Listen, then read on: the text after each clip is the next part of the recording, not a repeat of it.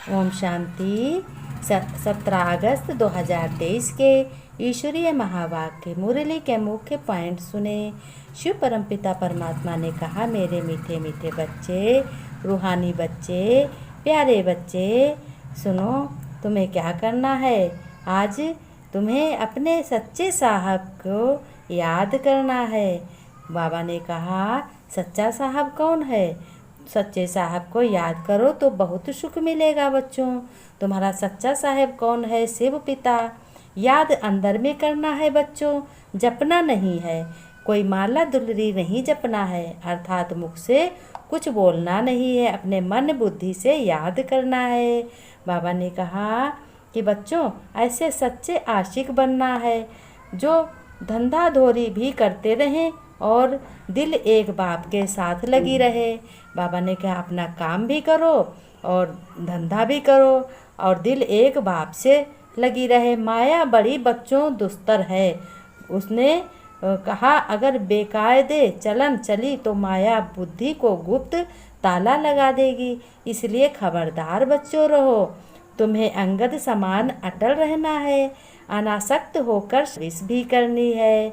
किसी के नाम रूप में फंसे तो बड़ा नुकसान हो जाएगा तुम्हारा बच्चों।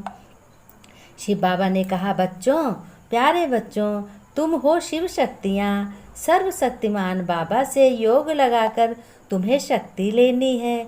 तुम्हें अष्ट शक्तियाँ लेनी हैं और विकारों को निकाल अपने को स्वच्छ बनाना है। बाबा ने कहा, बाप की याद में रहकर भोजन करेंगे तो बाप सदा साथ रहेगा। लेकिन बच्चों, माया घड़ी घड़ी भुला देती है। अगर निरंतर योग लग जाए तो कर्मातीत अवस्था आ जाए। इस पुराने शरीर से बच्चों बिल्कुल नफरत आनी चाहिए। भले शरीर खूबसूरत हो, लेकिन आत्मा सबकी काली हो चुकी हो।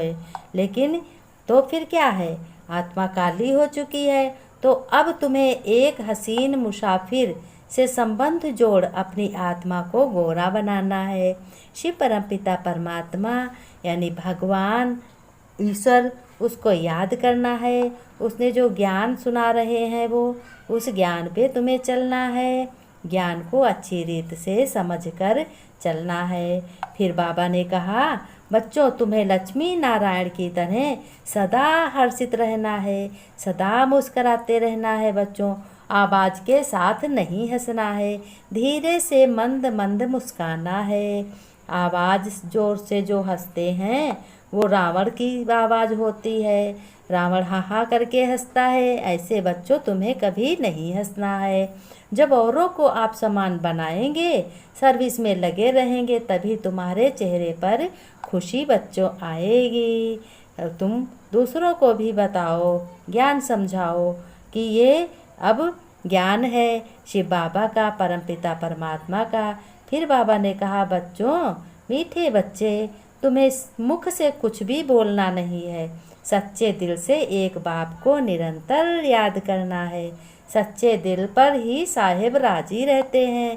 भगवान उन्हीं बच्चों को पसंद करते हैं जो बच्चे मन के सच्चे होते हैं और दिल सच्ची होती है, पवित्र होते हैं। उन्हीं बच्चों को बाबा राजी होते। प्रश्न में बाबा ने कहा, बच्चों, सबसे अच्छा मैनर चरित्र कौन सा है? किस देवता मैनर्स हैं कि को तुम्हें धारण करना है? किस देवता के मैनर्स को तुम्हें धारण करना है?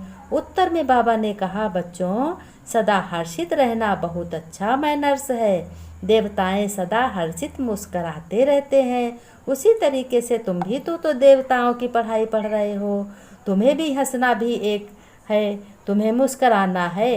हंसना एक विकार है। जोर से ठहाके मार कर बच्चों कभी नहीं हंसना है।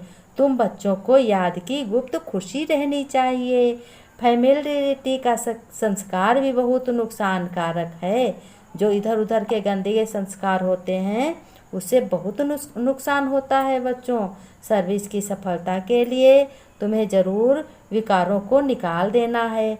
तुम्हारा नाम ही शक्तियाँ हैं। तुमको सर्वशक्तिमान से शक्ति मिलती है। गोरे से संबंध जोड़ आत्मा को गोरा बनाना है। बाबा ने कहा एक गोरा कौन है? एक परमपिता परमात्मा गोरा है, जो स्वच्छ है, सत्य है। उसी से सारे संबंध जोड़कर तुम्हें गोरा बनना है। एक मुसाफिर सैकड़ों हजारों को हसीन बनाता है। मुसाफिर कौन है? शिव परमपिता मुसाफिर हो गया। और काली आत्मा को गोरा बनाना है। इसमें बड़ा अच्छा योग लगाना है चाहिए।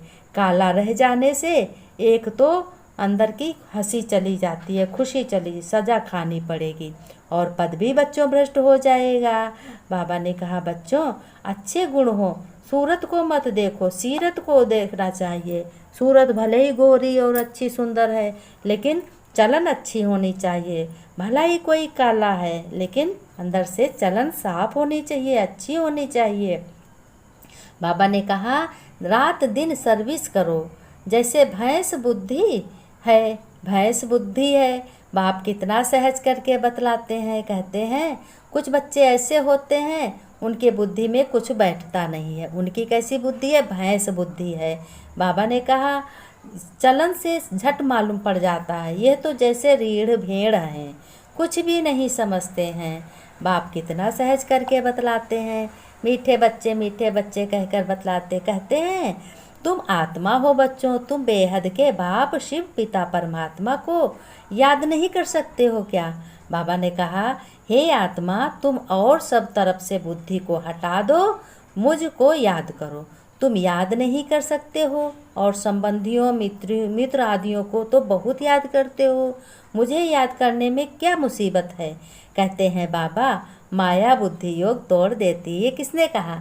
ये बच्चों ने कहा कि बाबा माया बुद्धि को तोड़ देती। जब योग लगाते हैं बाबा तो बुद्धि की तरफ, माया की तरफ चली जाती है।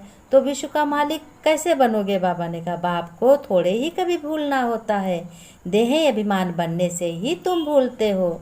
तुमको बच्चों बार बार कहा जाता है अपने को आत्मा समझो, बाप को निरंतर याद करो, जपो नहीं, आवाज़ नहीं करो।